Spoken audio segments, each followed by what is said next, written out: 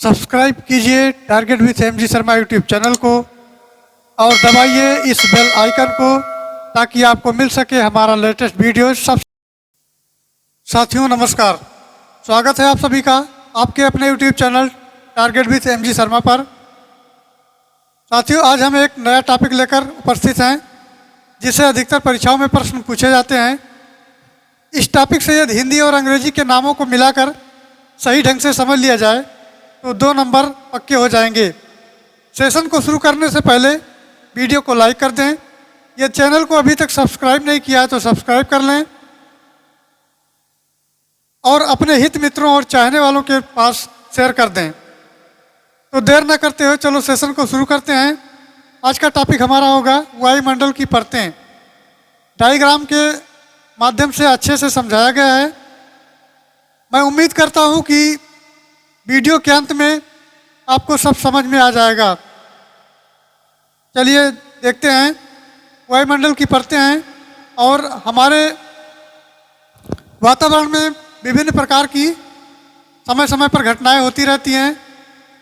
वो उसी वातावरण या परतों के अंतर्गत होती हैं। ये 5 प्रकार की होती हैं।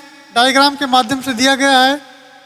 बहिर्मंडल, सबसे पहले पृथ्वी के ऊपर क्षोभ मंडल, समताप मंडल, मध्यमंडल, आयन मंडल, बहिर्मंडल इस तरह दिए गए हैं। तो चलिए आगे बढ़ते हैं। वायुमंडल के परतों के अंतर्गत ये हमारी पृथ्वी है। उसके बाद 0 से लेकर के 12 किलोमीटर तक हमारा क्षोभ मंडल होता है, अर्थात 0 से 12 हमारा क्षोभ मंडल दिखाई देगा। उसके बाद एक हमारी ओजोन रेखा दिखाई देगी। ये हमारी ओजोन रेखा है। हेलीकॉप्टर उड़ता हुआ नजर आता है। उसके बाद फिर आगे बढ़ते हैं। 12 से लेकर के 50 किलोमीटर तक हमारा समताप मंडल होता है, ये लेयर। इस लेयर में आपके हवाई जहाज देखने को मिलते हैं,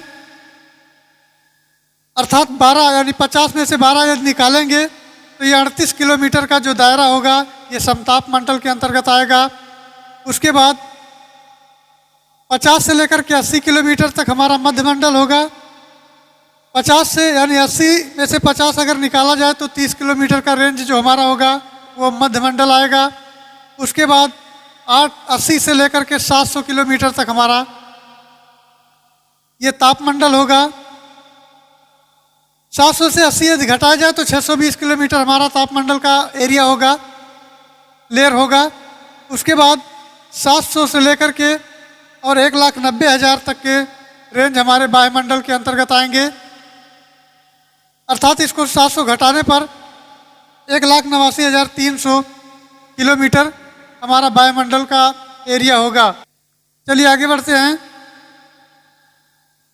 वायुमंडल का विस्तार लगभग 10,000 किलोमीटर की ऊंचाई तक मिलता है, परंतु वायुमंडल का 99% भार सिर्फ 32 किलोमीटर की ऊंचाई तक सीमित है। वायुमंडल को 5 विभिन्न स्तरों में बांटकर देखा जा सकता है।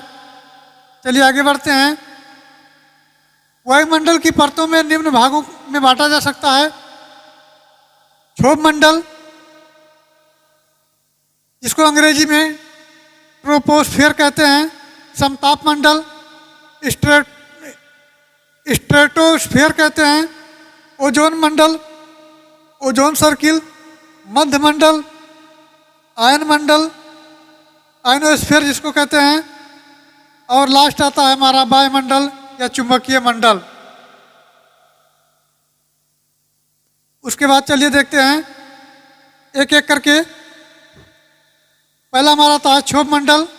जैसे हमारी ये पृथ्वी है, इसके ऊपर का एरिया होगा क्षोभ मंडल। ये 0 से 12 किलोमीटर के रेंज में आएगा। इसके अंतर्गत हमारे बादल, मौसम का बनना, बादल का बनना, बारिश होना,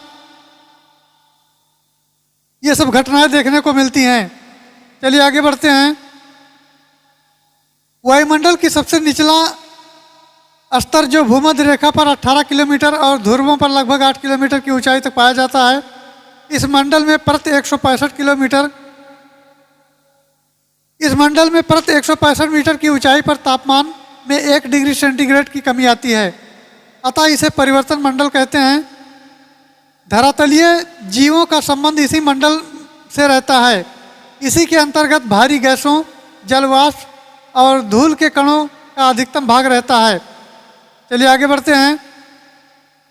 इस मंडल को संवहन मंडल, विक्षोभ मंडल भी कहते हैं, क्योंकि संवहन धाराएं इसी मंडल की सीमा तक सीमित होती हैं। इस मंडल को अधोमंडल या सजीवों को जन्म देने वाली भी कहते हैं। वायुमंडल में होने वाली समस्त मौसमी गतिविधियां जैसे जलवायु परिवर्तन, बादल बनना, आंधी तूफान एवं वर्षा इसी क्षोभ मंडल में ही पाई जाती हैं। चलिए आगे बढ़ते हैं।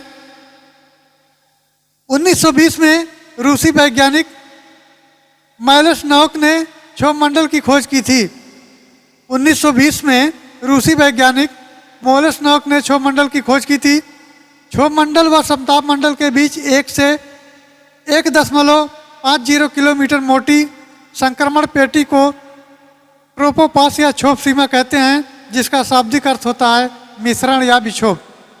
क्षोभ सीमा परिवर्तन मंडल और समताप मंडल के मध्य लगभग 2 किलोमीटर की मोटी परत क्षोभ सीमा यानी इंग्लिश में कहते हैं ट्रोपोपाज कहलाती है।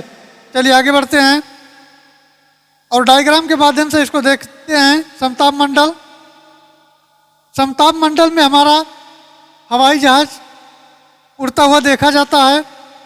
ये देखिए बादल दिख रहे हैं और हवाई जहाज उड़ रहा है और ओजोन परत भी होती है। चलिए आगे बढ़ते हैं।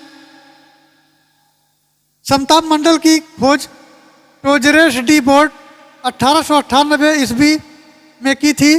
इस मंडल में प्रारंभ में तापमान स्थिर, तापमान संबंधी वितरण में समानता होती है, इसे ताप मंडल होता है। परंतु 20 किलोमीटर की ऊंचाई के बाद तापमान में अचानक वृद्धि होती है।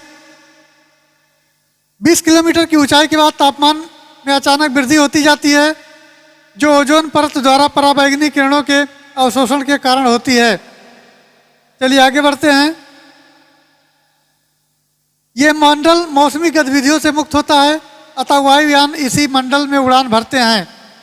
इस मंडल में विशेष प्रकार के मेघों का निर्माण भी होता है, जिन्हें मूलाभ मेघ कहते हैं। क्रिचफील्ड के अनुसार समताप मंडल की ऊपरी सीमा मध्य अक्षांशों पर 25 किलोमीटर तक की होती है तथा ट्रोपोपास से इस सीमा तक ऊंचाई के साथ तापमान प्रायः समान रहता है, अर्थात परिवर्तन होता ही नहीं है, और यदि होता भी है तो बहुत कम से कम होता है। चलिए आगे बढ़ते हैं। इस सीमा को स्ट्रेटोपास कहते हैं। धरातल से 32 से 50 किलोमीटर के मध्य ओजोन मंडल होता है। ये नोटेड पॉइंट है।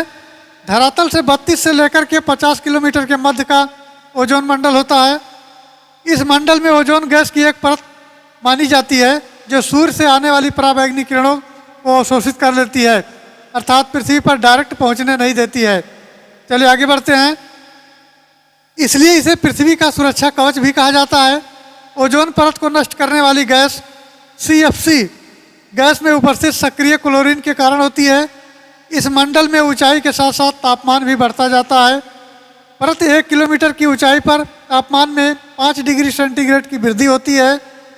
कुछ विद्वान इसे उष्ण परत को मध्य मंडल तथा कुछ इसे रसायन मंडल भी कहते हैं।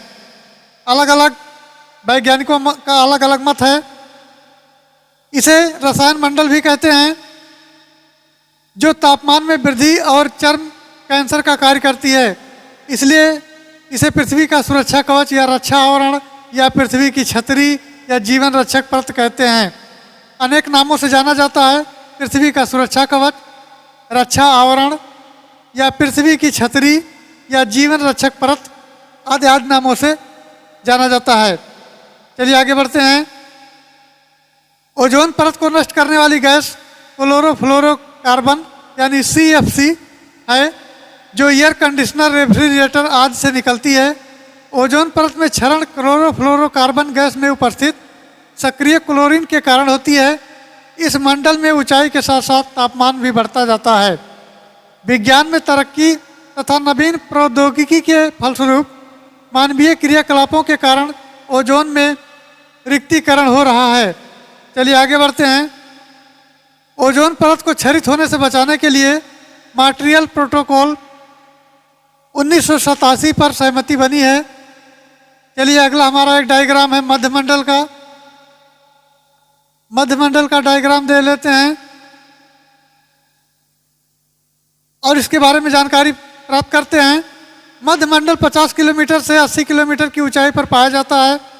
मध्यमंडल में ऊंचाई के साथ साथ तापमान में कमी आती जाती है और यहाँ पर तापमान गिरकर 100 डिग्री सेंटीग्रेड तक पहुँच जाता है।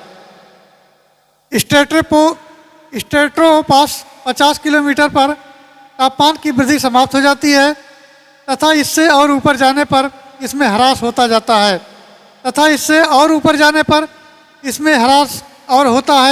तथा 80 किलोमीटर की ऊंचाई पर तापमान 800 सेंटीग्रेड हो जाता है। चलिए आगे बढ़ते हैं। इस न्यूनतम ताप की सीमा को मेसोपास कहते हैं। कभी कभी गर्मियों में ध्रुवों के ऊपर कुछ बादल दिखाई देते हैं जिसे नॉक्टिलुसेंट बादल कहते हैं। चलिए अगला हमारा आता है आयनमंडल। ये हमारा है आयनमंडल। इसमें पृथ्वी से छोड़े गए सैटेलाइट उपस्थित होते हैं। ये सैटेलाइट का चित्र दिया गया है। चलिए आगे बढ़ते हैं। इस मंडल में विद्युत आवेशित कणों की अधिकता होती है, अर्थात हमारा ये आयन मंडल है। आयन मंडल में विद्युत आवेशित कणों की अधिकता होती है। यह ऊंचाई के साथ साथ तापमान 1000 डिग्री सेंटीग्रेड बढ़ने लगता है। इसी मंडल से रेडियो तरंगें परावर्तित होती हैं। संचार उपग्रह इसी मंडल में अवस्थित होते हैं। उल्कापिंड जलकर नष्ट हो जाते हैं और ब्रह्मांड किरणों का परिलक्षण होता है। चलिए आगे बढ़ते हैं।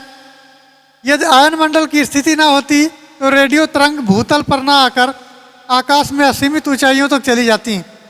इसी मंडल में उत्तरी ध्रुव पर प्रकाश और दक्षिणी ध्रुव पर प्रकाश के दर्शन होते रहते हैं। आयन मंडल तापमान का सबसे निचला भाग होता है। आयन मंडल में ध्रुवीय क्षेत्रों में कुछ विशेष प्रकार की रासायनिक अभिक्रियाएं होती रहती हैं जिससे आतिशबाजी नुमा दृश्य दिखाई देते हैं।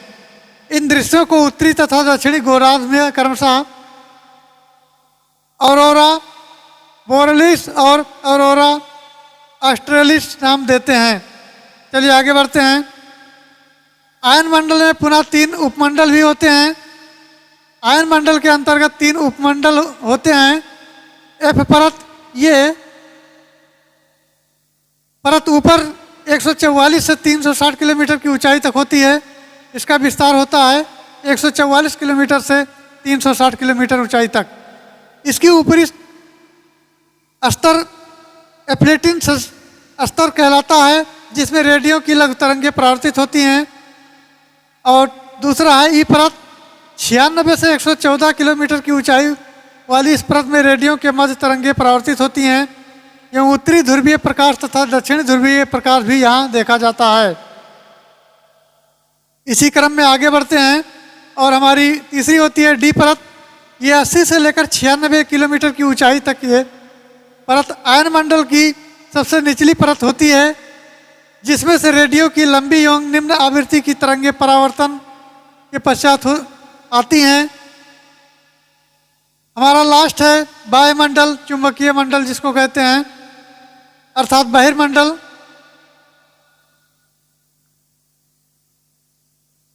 वायुमंडल का सबसे ऊपरी भाग होता है। आयन मंडल के बाद वायुमंडल बहुत ही विरल हो जाता है और अंततः 1000 किलोमीटर की ऊंचाई के बाद क्रमशः अंतरिक्ष में विलीन हो जाता है। इस मंडल में हाइड्रोजन एवं हीलियम गैस की प्रधानता होती है। कहने का मतलब इस मंडल में हाइड्रोजन और हीलियम गैस अधिक मात्रा में पाया जाता है। अब आगे कुछ हमारे प्रश्न दिए गए हैं जो हमारे मंडल से संबंधित हैं, यानी पृथ्वी के लेयर से संबंधित हैं। वायुमंडल की परतों से संबंधित महत्वपूर्ण प्रश्न दिए गए हैं जो टोटल 21 प्रश्न होंगे और बहुत ही महत्वपूर्ण होंगे। चलिए प्रश्नों को देख लेते हैं। हमारा पहला प्रश्न है, वायुमंडल की मुख्यतः कितनी परतें होती हैं? तो इसका राइट आंसर होगा 5, यानी इसका उत्तर होगा 5।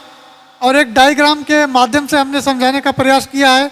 ये हमारी एक अर्थ एटमॉस्फेयर है जिसमें सभी मौसमी घटनाएं, बादल का बनना, पानी का बरसना, उल्कापिंड का समाप्त होना और सैटेलाइट का स्थित होना, हवाई जहाज उड़ना, हेलीकॉप्टर उड़ना, आज सभी हमारे इसी लेयर में, अलग अलग लेयर में अलग अलग घटनाएं होती रहती हैं।